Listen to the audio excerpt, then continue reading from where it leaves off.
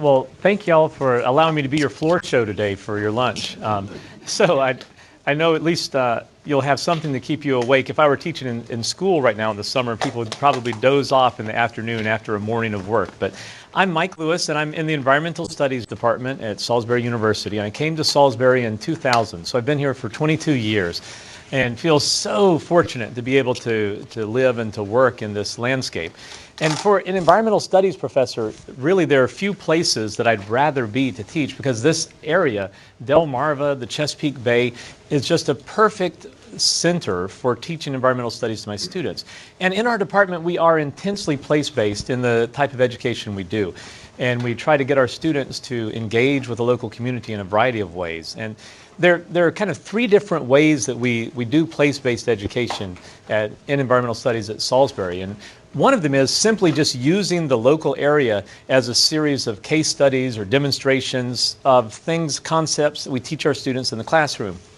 We take them out and we have local people talk to us about how they're doing agriculture, or we go kayaking in the river and we show them what invasive species look like when they're Phragmites growing in the edges of the bay, or we take them out and we have them see the things that we talk about in the classroom. And we think that's valuable and that's useful. There's a second type of place-based education we do, which is more of an applied laboratory, where we use the local landscape as a place where we can go out and we can do things that otherwise we might do in a lab, where we can run a net through the water and see what kind of species come up, or where we can go through bags of trash in a city park and we can see what's being thrown away and do an analysis of trash.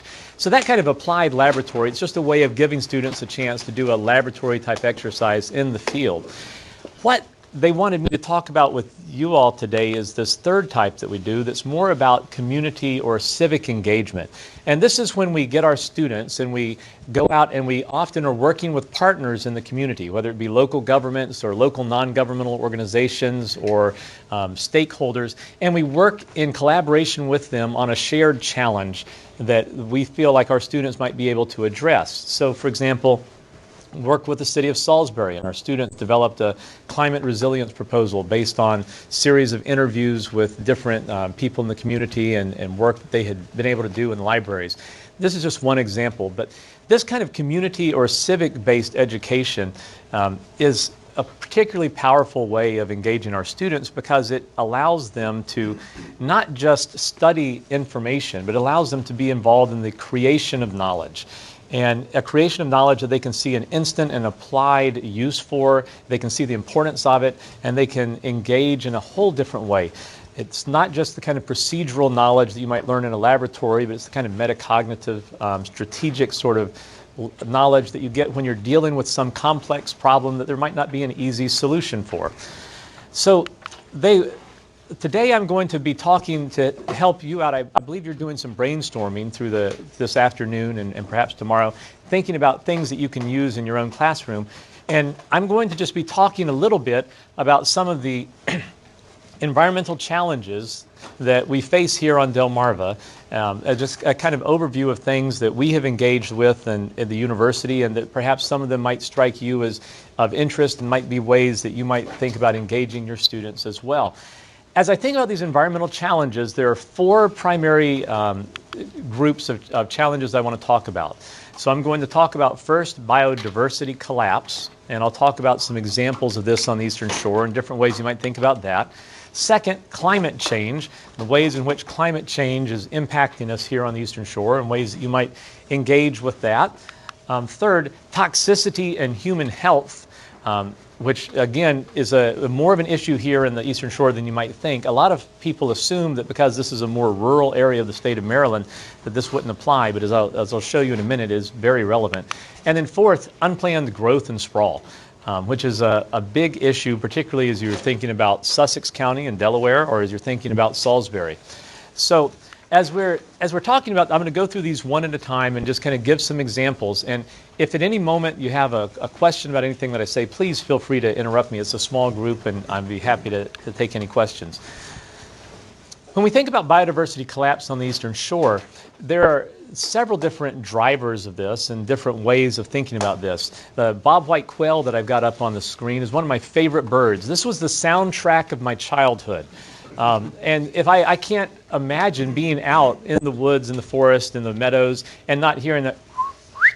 And I'm sure if you also heard this, you would whistle back and you could actually have a dialogue with these quail. Here on the Eastern Shore, the quail populations have absolutely cratered. They have absolutely collapsed. As the scientists have been working on trying to understand the collapse of quail populations on the Eastern Shore, they believe that a lot of it has to do with habitat loss. Quail, particularly, were a species that throve in the mixed mosaic agricultural landscape of hedgerows and fields, which used to characterize Delmarva.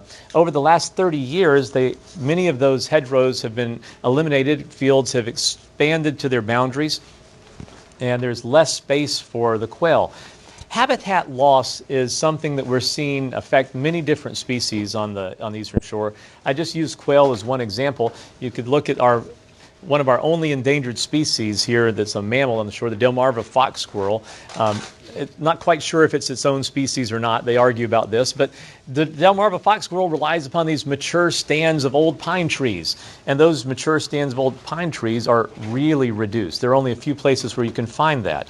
And the Delmarva fox squirrel needed those old pine trees for their nesting. They needed it for their habitat. And we don't have that. So habitat loss has affected biodiversity on the Eastern Shore. A second effect on biodiversity on the Eastern Shore has been has been resource over-exploitation, over-harvesting of resources, as exemplified by oysters on this slide. As you're probably aware, our oyster population today is about 1% or less of its historic population in the Chesapeake Bay. We continue to be able to harvest oysters in limited areas, but it's nothing like it used to be.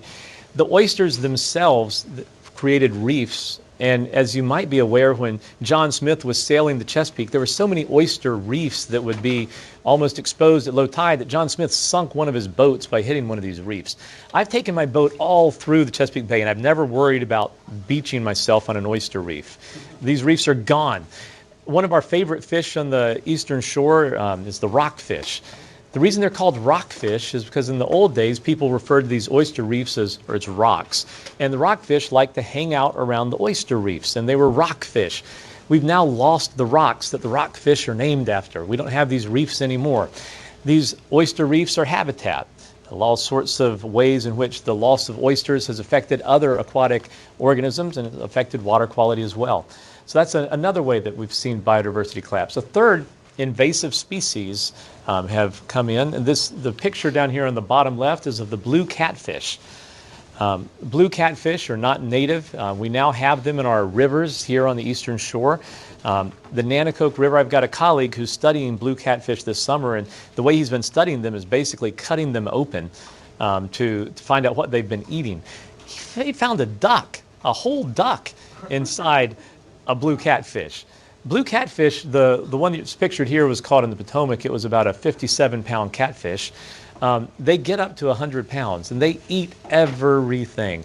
And they are a more recent introduction here on the Eastern Shore rivers, and as they have been seeing their population increase, they've been eating all sorts of other organisms in our rivers, including ducks.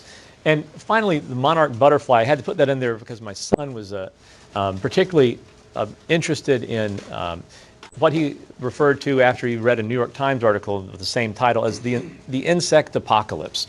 And not as charismatic as quail, not as tasty as oysters, not as fun to catch as blue catfish, but if you're paying any attention to insects, our insect populations across the board are just collapsing. And we have very, very limited information on exactly how much we have seen a reduction of these populations. And when you're talking about the reduction of insect populations as they're kind of level at the trophic level where so much depends upon insects in our ecosystems, we don't even know what the impacts of this will be. When we're talking about insect collapse, that's something that again is linked to habitat. My son was a big advocate of planting, pollinator species wherever they could. But it also has to do with the way we use insecticides, the way that we develop our cities, our landscapes. All of these things together seem to be affecting what's going on with insect diversity. All of these sorts of biodiversity collapse sorts of issues are something that students really get into because of the ways in which it's fun to imagine yourself as participating in trying to save a threatened species. And here on the Eastern Shore, even though we don't have wolves anymore, we don't have any of the charismatic megafauna that you think of with big conservation efforts for saving tigers or saving panda bears or so on, we still do have species here that are plenty attractive or interesting and that need assistance in various ways.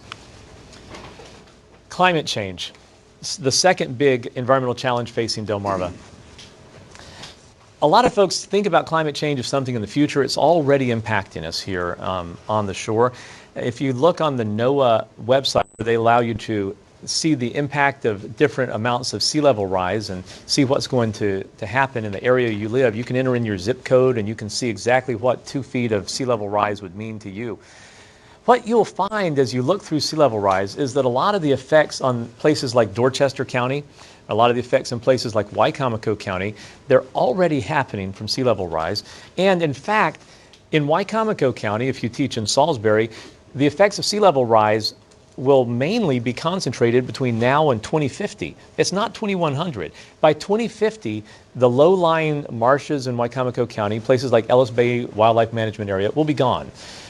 And so it's not far off. After 2050, most of our low-lying areas in Wicomico County will already be inundated, and at that point, most of the land that's left won't see any significant change in its effect between 2050 and 2100. So in your students, as you're imagining your students, in their young adult life, they're going to be living through the effects of sea level rise and watching it happen as they begin their careers, as they begin their working life in the communities that they live in here in the Eastern Shore. There's a lot to talk about with sea level rise and with climate change on the Eastern Shore. The Zillow, you might know Zillow, the big real estate website. They did a study some years ago of metropolitan areas and which ones were going to have the highest impact in terms of dollar value of built infrastructure, houses and buildings, from sea level rise. The Salisbury metropolitan area was number 9 in the nation, in the entire United States, in terms of dollar value. That's including places like Miami, Norfolk, Tampa Bay, right? We're number 9. The Salisbury metro area, in case you're not aware, that's a census designation. And the Salisbury metropolitan area is Somerset, Wicomico, Worcester, part of Dorchester, and most of, but not all of, Sussex County, Delaware. So that's that metropolitan area. Number 9 in the nation in terms of infrastructure that's going to be lost to sea level rise, according to Zillow. This is a big deal. And so it doesn't matter if you're talking about Ocean City or if you're talking about Rehoboth or if you're talking about Dorchester County. Dorchester County, if you haven't watched, there's a free film you can see on YouTube or go to the Bay Journal website, High Tide in Dorchester, and it talks about the effect of sea level rise in Dorchester County. This is absolutely a big challenge that we're going to be facing and that we're going to have to be adapting to here on the Eastern Shore in your lives and in the lives of your students. This website, Wicomico County Climate Change, was put together by some of my students to try to collate information about the impacts of climate change in Wicomico County. A lot of what they wrote in here applies to other areas of the Eastern Shore as well. You can find this online. It's got sections on agriculture. It's got sections on land, development, nature, community. There's a lot of resources out there. If you want to talk about other effects of climate change besides just the sea level rise, you can also talk about the increase in urban flooding and urban flooding events. Storm events, we're going to have more storm events.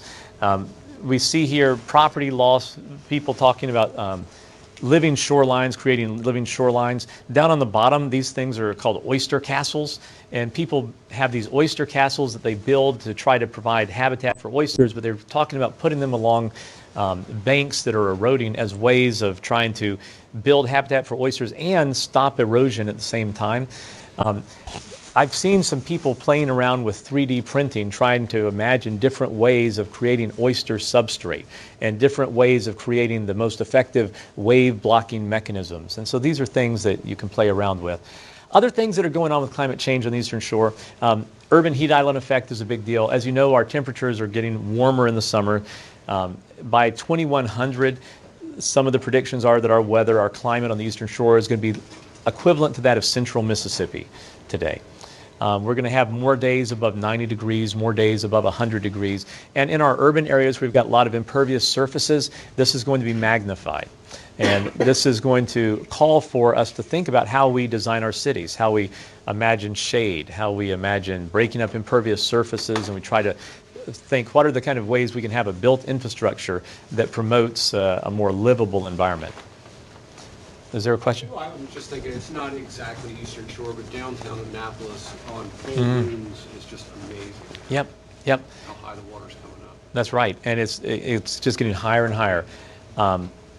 Absolutely, and you see this in Cambridge. I don't know if any of you are in Cambridge on the full moon high tides in Cambridge. Again, they have flooding. In Salisbury, there's right by Brew River, the street there floods regularly. So I think we're going to see more of this as we go on.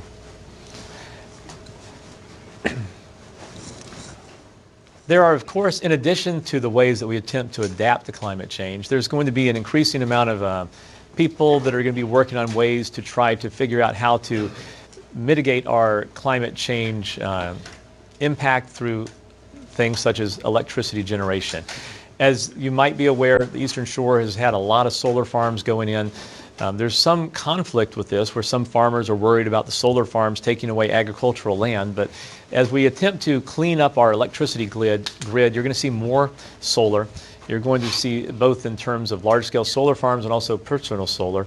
And the other big thing that's been going on for 10 years, and it seems like we're finally moving towards the point where it might actually happen, is the offshore wind power off the coast of Delaware and Ocean City. This is something that has been very contentious among local politics, as you might be aware, but it does look like eventually we are moving slowly but surely towards having massive wind farms that will be off our coast. So far that you'll barely be able to know that they're there. I think they're talking about 17 miles offshore at this point. These wind farms, as they come, there's hope that this is going to allow some manufacturing opportunities here on the Eastern Shore for some of the parts they're going to be using to build this. At the very least, construction jobs. There are hopes that this will help to diversify our kind of economic job base. This is again, yeah, Hema? I just wanted to add a really cool fact that connects everything. If you remember the biomimicry presentation, they actually showed how many birds are impacted by wind. Do you remember that data point? And US Wind, which is one of the investment firms that's looking at doing offshore, they're already investing in our community. They actually are funding a position to monitor bird populations so that they can offset or account for all of those if they actually are going in. So they're already thinking about the impacts, and the data points were cats have more impacts than wind farms, but they're actually investing $100,000 a year to hire a person to monitor bird population, because we are on the Atlantic flyways, so investing. So. Oh, very good. Yeah, cats are my wife worked for 2 years on bobwhite quail collapse, radio collaring bobwhite quails. Feral cats were the #1 predator. It's just feral cats are unreal. But they're also interesting. These offshore wind turbines provide a really nice habitat underwater for fish and for invertebrates that actually use the platforms themselves as a substrate to attach to. And so there's some positive biodiversity impacts that can come from this as well. The third big challenge, and again, I'm trying to just get through these quickly. They told me to try to focus on a 20-minute presentation, so I'm trying to hold true to this. The third big environmental challenge that we're facing on the Eastern Shore has to do with toxicity and human health. I just had a group of students who just finished another website focusing on in a kind of a virtual tour of sites of environmental toxicity and environmental justice in Wicomico County. Very few people are aware, Wicomico County, where Salisbury is located, is the #1 county in the state of Maryland for its cancer rate. A higher cancer rate in rural Salisbury than you have in Baltimore or anywhere else in Maryland. More surprising, Somebody didn't want that information getting out. It seems like the computer is working. It just seems like the screen. There we went. Okay. So Salisbury is in the top 5% for cancer rates in the entire United States, including all those famous cancer alley places in Kentucky and the industrial wastelands of the Rust Belt. Sorry, Indiana people.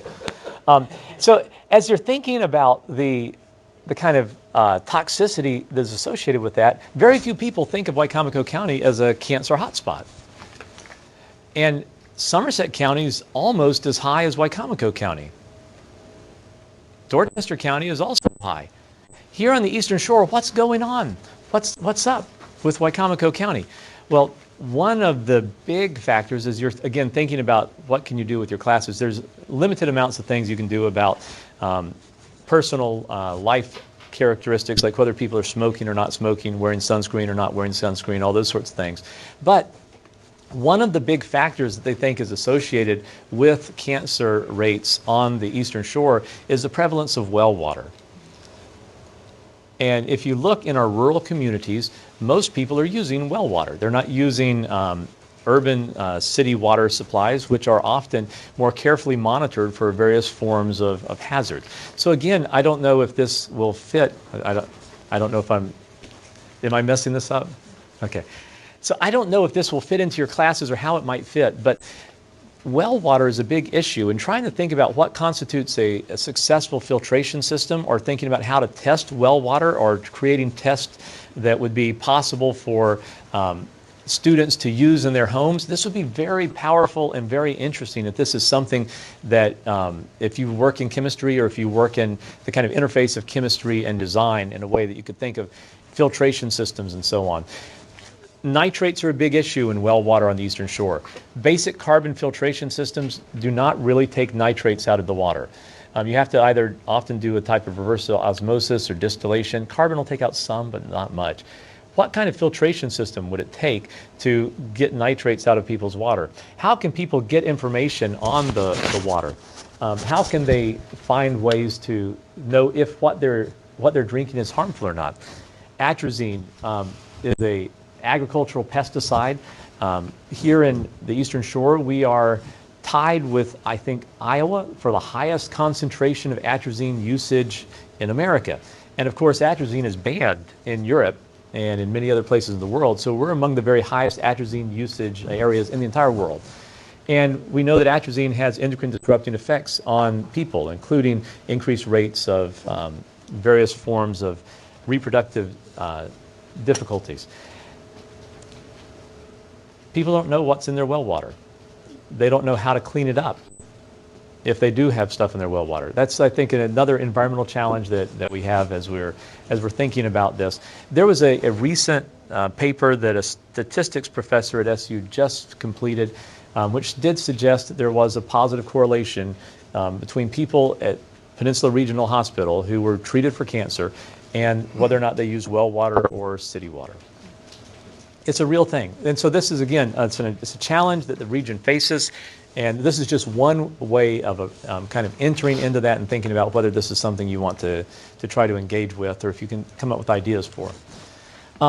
The fourth environmental challenge facing the Eastern Shore is unplanned growth and sprawl. This is a 2020 survey. Salisbury was the #1 fastest growing city in Maryland that was still affordable. Yeah, that's kind of a mixed blessing there. But you can see the aerial picture of the downtown of Salisbury. Most of that fast-growing development that's happening in Salisbury is not happening here in the downtown. Even in the 22 years that I've lived here, I've watched so many farm fields and forests that have been converted into subdivisions, right? And agriculture has been on the Eastern Shore something that has changed quite a bit in the last 300 years. It changes by different crops and different ways people use it. Once it becomes, Foxtrot Lane or Deer Hollow or, Sleepy Acres or something like that, it's never again going to be a Foxtrot or a Deer Hollow or a Sleepy Acres. It's going to be a suburb. And this growth is often happening in an unplanned, sprawled way. You can find the data from this from the University of Maryland as they report that I think from 1980 to 2007, the number of houses in the Chesapeake Bay on the Eastern Shore increased 3 times as much as the number of people. So we had a lot of people moving out of apartments into homes or buying second homes. And all of this, again, is combining back with our other issues that we were talking about. It affects habitat loss, biodiversity collapse. It affects climate change in terms of the urban heat island effect, transportation usage, things such as this. When you're talking about unplanned growth, some of the issues that you can engage with, you can think, well, that's a policy issue, right? But there are ways that you can engage with this in terms of your science classrooms as well. Up on the top left, impervious surfaces, parking lots, places where water, when you have a storm event, the water just rushes right off. Impervious surfaces are a big problem in our urban areas. And there are green technologies and there are green design ways that you can develop green infrastructure to try to deal with impervious surfaces. And that's something you can play around with students in terms of trying to find ways to mimic natural filtration processes with the water, ways to get the water to run off, not just go directly in the streams, but to stay in place or to be absorbed. On the top right, lawns is another kind of negative impact of sprawling development. Lawns, of course, simplify biodiverse landscapes into a monoculture, which is often heavily over-fertilized and otherwise chemically drenched. Here on the Eastern Shore, we're never far from water, and our lawns almost always end up in water very quickly. They contribute to nutrient pollution in our waterways. As you look down at the bottom, this picture on the bottom right, I have told many people that I think Highway 13 going through the middle of Salisbury is the ugliest stretch of highway that is on the Eastern Shore and among the very ugliest in America. That landscape it's horrific. And so as you're thinking about unplanned sprawl, unplanned growth, we're also trying to think about what do we do in our existing built infrastructure areas to try to make them more livable, to try to make them more attractive, but to also in the idea of biomimicry, what can we do to make those systems work in a more natural way for the benefit and for the improvement of our environment and for the species that live in them, whether you're talking about butterflies or quail or anything else. And so this Highway 13, this kind of sprawl that you see here, as it's kind of encroaching into the farmlands, this is going to do it's going to have a lot to do with how the Eastern Shore is going to be livable or less so in the next 100 years.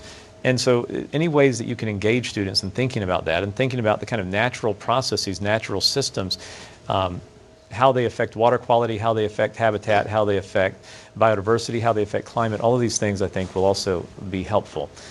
Now, I've tried to move through here quickly, but one of the goals of, I think, this workshop and one of the goals of these presentations is for you as local practitioners of education to feel as if there are other people engaged in the same processes and the same projects. These are some of my colleagues in environmental studies, all of whom would be wildly enthusiastic about either coming into your classroom or talking with you at Rise Up or somewhere and talking about whatever it is that you might have questions about or ways they can help you. My email address down here is at the bottom. You can email me at any time, and I can either help you with questions you might have or put you in touch with other colleagues who can help you with questions that you have. I think a lot of times we at SU aren't quite sure if it would be useful or helpful to reach out to people and say, hey, I've got stuff that I'm working on. Is there anything that would be of interest to you, right? It feels like that might be a bit of a presumption. But I would love it if any of you ever had questions or an interest in reaching out and saying, hey, Mike, I saw you at UMES and I'm interested in this. Can you help me with this or tell me some other people who might be able to? I would be so happy to do that. Both of my children are Wicomico public school kids. One graduated, one's going to be a senior next year. Strongly believe that schools are the very backbone of American democracy. And I think that what you guys are doing is at the very heart of trying to keep this American experiment going. And so any ways I can help out, please let me do so. And thank you for your time today during lunch.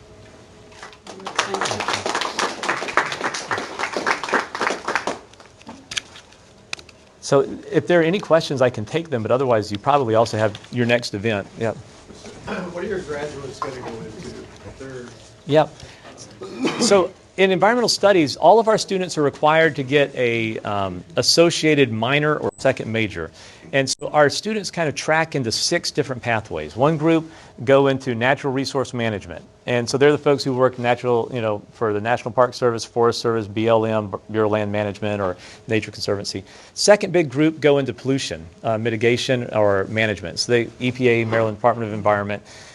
Some of them more interested in the policy side, some of them more interested in the bench science side. Third big group of students go into environmental education.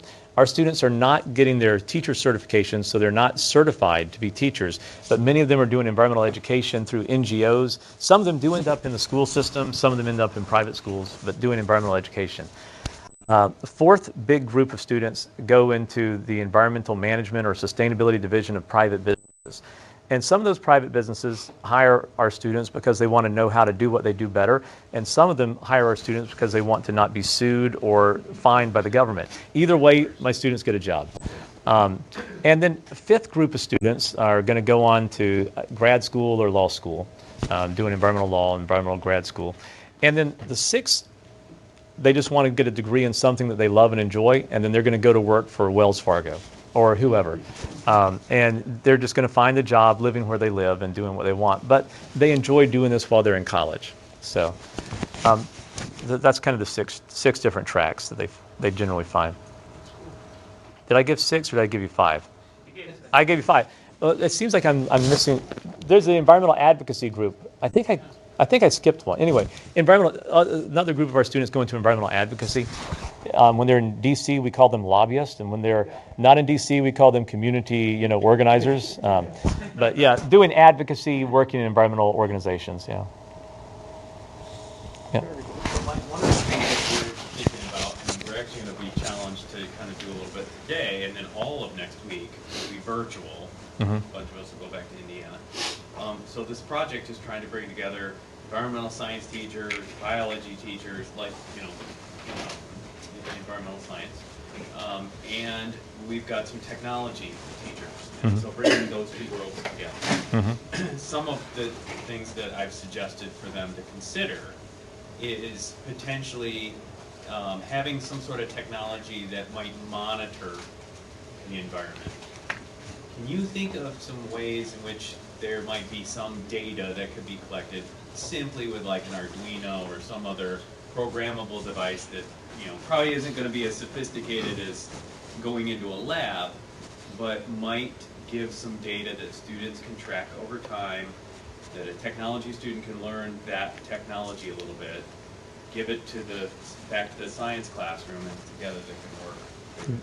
Right. So I'm not sure what is easily technologically trackable, but one of the things that, at SU we applied for a NOAA grant to do this some years ago and we didn't get it, but every school, it would be interesting, I think, to try to figure out where their stormwater ends up and then to be able to track the water quality of that runoff and to see how you can track nitrates, phosphorus, dissolved oxygen. If you could just track those 3 things, or even chlorophyll as a kind of proxy for nutrient over-enrichment, that would be one thing, just kind of like monitoring water. More complicated would be looking for, I'm really obsessed with the idea of getting our students, most of whom drink well water, to go out and test the water that they're drinking. And to try to, even at the most basic level, test it for nitrates. And most, as you might be aware, if you build a new well, they test it, never again. So if you buy a house, good luck. It's a private decision, but it's not mandatory. So testing for nitrates is the most basic thing, but also test it for atrazine or other ag chemicals. That'd be super cool. If you wanted to, again, trying to think of things that are broadly applicable, there are, this is maybe too basic, but even testing temperatures in different landscapes. So for example, in the middle of a parking lot, under trees, in a field, in the city, wherever they live in their homes, having a kind of robust set of kind of microclimate data would also be interesting. perhaps.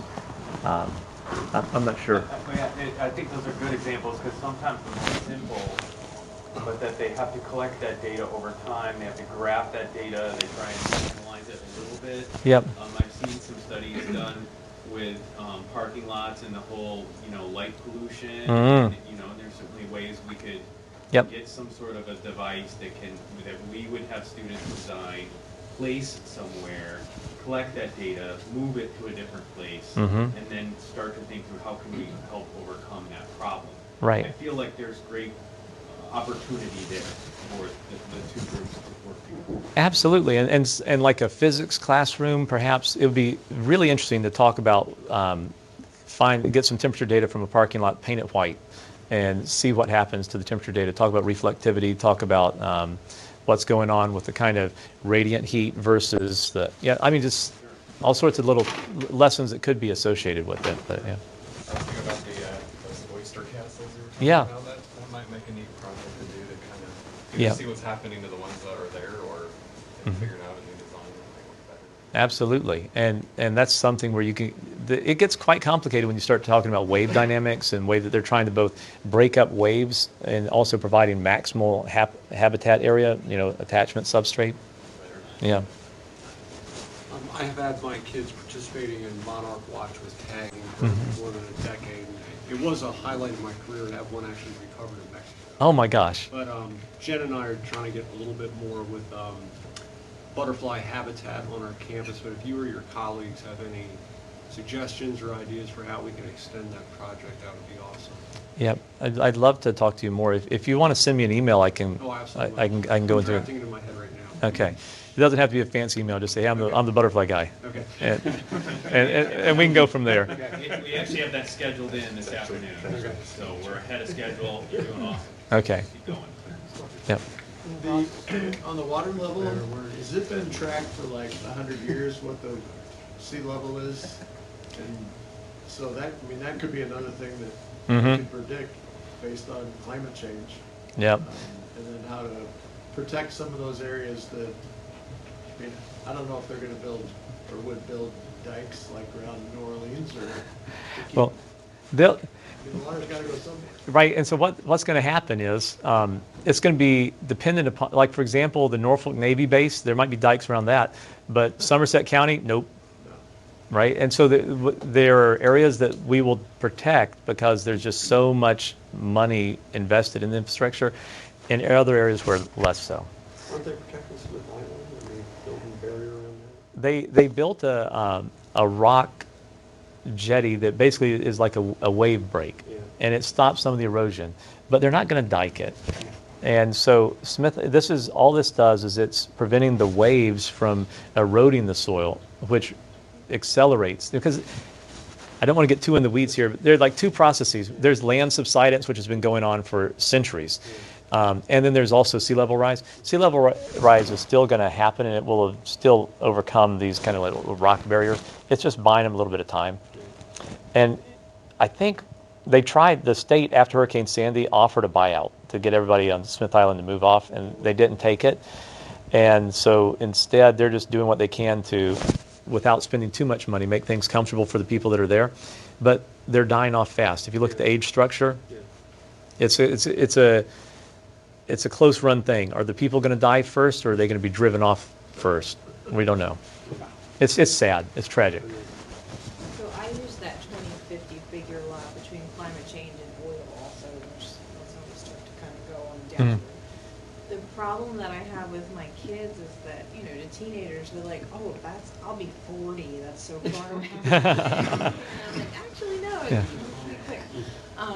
So that's just a struggle that I have as a teacher, like getting them, we are more in a mitigation period now that we can no longer really be proactive. Right. So they just, to them, that's so far away. So it's hard to get them to buy into it sometimes. Well, if you haven't seen Tom Horton's film, The High Tide in Dorchester, even if you just see the trailer for the film, the trailer is like 2 minutes long, and he has a visual device that he uses that's the single most powerful thing I've ever seen for talking to Eastern Shore people about sea level rise. And he's standing in water, it's about waist deep, and he's tossing a baseball up and down. When I grew up, this was where my baseball field was. It's just, I mean, when my students watch it, their jaws drop. And they're like, oh my God. Because I can show them the maps and say, this used to be land, it's open water now. But that is, it's called High Tide in Dorchester. And there's a 16-minute version of that, which is phenomenal, and it's the right size for a class. Okay. Yep. It's an hour long, which is phenomenal, but 16 minutes is fine. Yep. Any other questions right now? I know Rob had something he wanted to Okay. share. As far as data, one thing I was able to get was a class set or half a class set of air quality monitors called Flow2. And really cool. Like, you'll have kids can wear them, take them home, see what the pollution's like on the bus, in their house. Or I remember one student this year had a conference and the guidance counselor was burning oils and had a candle and all of a sudden the thing's going off. She's like, I gotta get out of here. This thing set off an alarm. But it was cool for them to take it home and see what was going on. One kid over the weekend went to DC Zoo and just seeing all the changes in particulate matter, everything. That's awesome. And I think indoor air quality is something that students have no idea about, right? Our school's so moldy. And so both in the schools, but at their homes. The other thing is, I don't know where you guys teach and where your students are, but some areas, particularly in Sussex County, seen rapid growth in the larger poultry farms, and data on the air quality associated with poultry farms it's like it's kept at Fort Knox. There's a study that's been going on that's been co-sponsored by the Delmarva Poultry Institute and Purdue and University of Maryland, but that data is not easily available. And so if you've got students who live anywhere near poultry houses and they ever complain about smell, it'd be interesting to see what kind of air data there is in their homes, in their kind of lived environment. And that would be something that would be data which a lot of folks wouldn't be able to find otherwise. And we have Kelly Foods too, the dog food Yeah. manufactured waste. Okay. Yeah, so I don't know. And Kelly Foods in Berlin. Have you ever driven by that? I have never driven by it. And I noticed. did the HVAC Yeah. in that building. Yep. And they just have big carts of just chicken guts. Right. Whole floor, And- just chicken guts, grinded up into dog food. And for those of you who live in Salisbury also, when my students were doing the toxicity discussion in Salisbury, they found there are you can do the toxic release inventory data from the EPA website. You can get it. It's publicly available. You can type in your zip code. It'll tell you every business that has a TRI report and what they report. There are two big polluters which are legal because they're saying this is what we do. In Salisbury that people don't know of, hexane is being released at 200,000 to 300,000 pounds a year out of the Zion Church Road's seed and feed plant, and it's largely odorless. People who live near it have no idea. And in Plymouth Tube, which is up in the kind of north industrial park of Salisbury, it's less than a quarter mile from Jersey Heights community and neighborhood. And they're releasing TCE, anywhere from 40 to 80,000 pounds a year into the air every year. And TCE is not a good chemical. And so if you've got kids who live or even just want to go hang out near those places and just bring an air quality monitor, it would be interesting to see what they would be able to find there. In different areas. That Plymouth Tube is also very close to all the softball fields in the in the Salisbury Naylor Park. It'd be interesting to see if any of the TCE floats over there to the softball fields while the kids are playing.